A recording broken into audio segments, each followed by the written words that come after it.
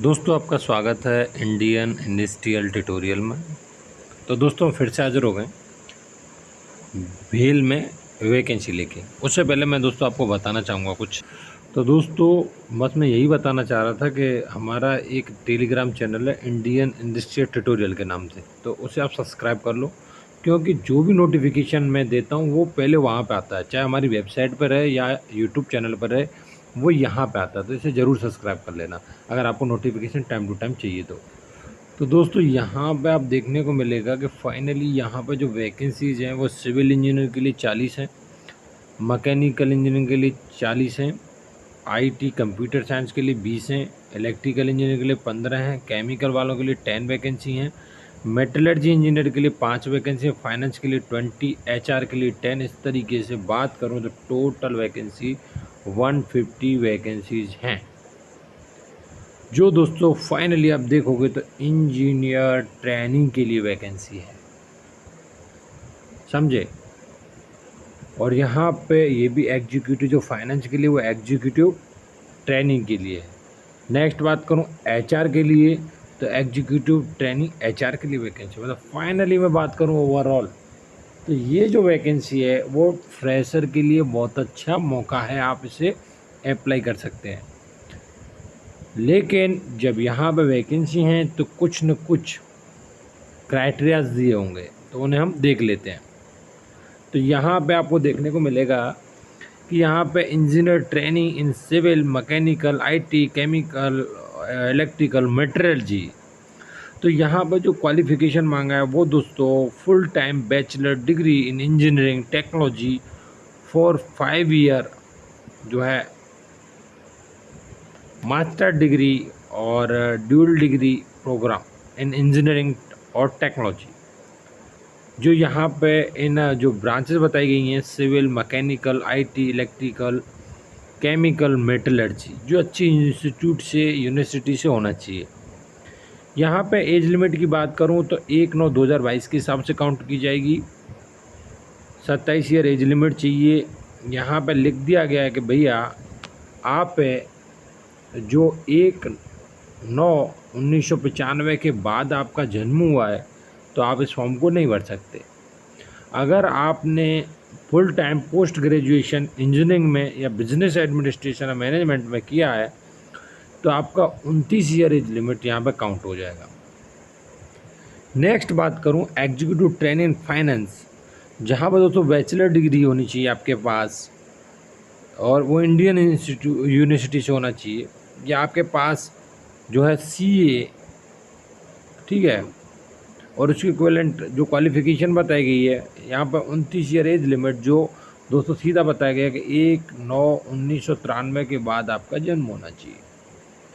Next बात करूँ दोस्तों एचआर के लिए, तो एग्जीक्यूटिव ट्रेनिंग एचआर के लिए vacancy full time bachelor degree होना चाहिए, जो किसी अच्छी यूनिवर्सिटी से होना चाहिए। 60% के साथ आप ऑल ईयर्स में होना चाहिए आपका, with 2 year full time regular post graduation degree diploma in HR या personnel management and industrial relations and social work, MBA from अच्छे इंस्टीट्यूट से होना चाहिए। एटलीस्ट 55% तो आपका होना ही चाहिए ऑल ईयर सेमेस्टर, ठीक है।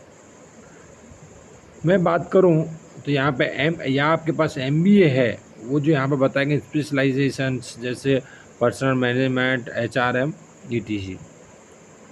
फाइनली यहाँ पे 29 ईयर एज लिमिट 1/9/1993 के बाद ही आप जन्म है तो आप यहाँ पे अप्लाई नहीं कर सकते, जो मैं ऑलरेडी बता चुका हूँ।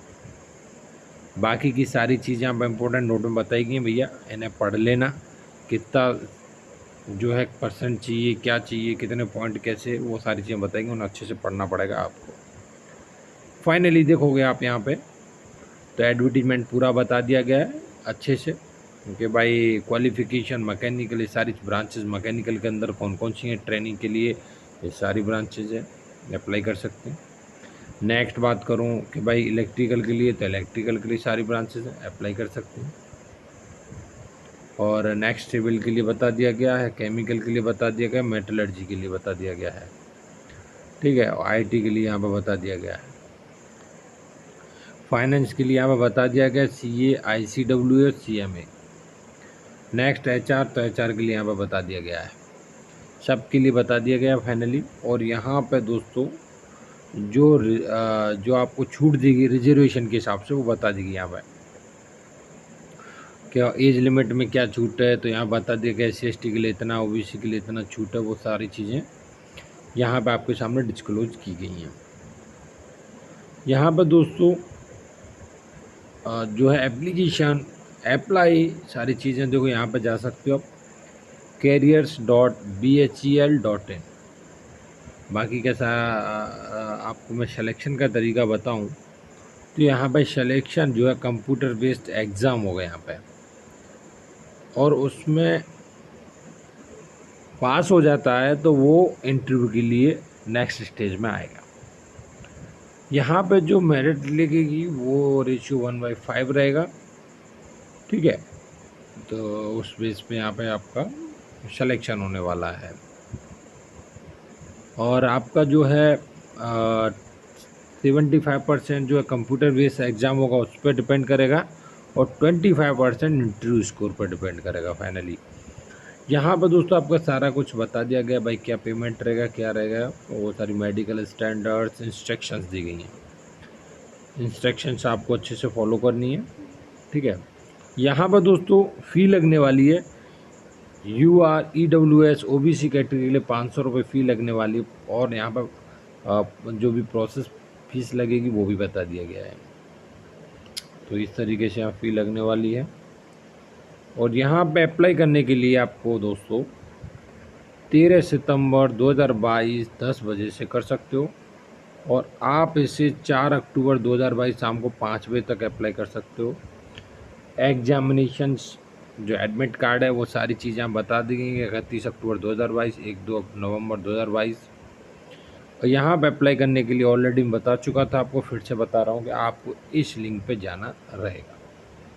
तो दोस्तों मैंने आपके सामने इस लिंक को ओपन कर लिया है, और मैंने ओपन किया है तो मैं देखता हूँ यहाँ पे क्या है। तो मैं नीचे स्क्रॉल डाउन किया तो मैंने देखा कि यहाँ पे नोटिफिकेशन दिया हुआ है मेरे भाई, ठीक है। तो मुझे इसे प्रेस कर देना।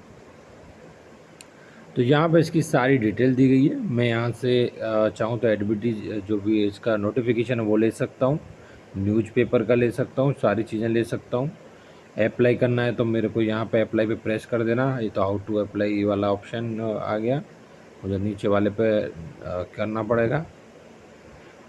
लेकिन इसका क्या है, अभी 13 सितंबर को ये लिंक ओपन होगी।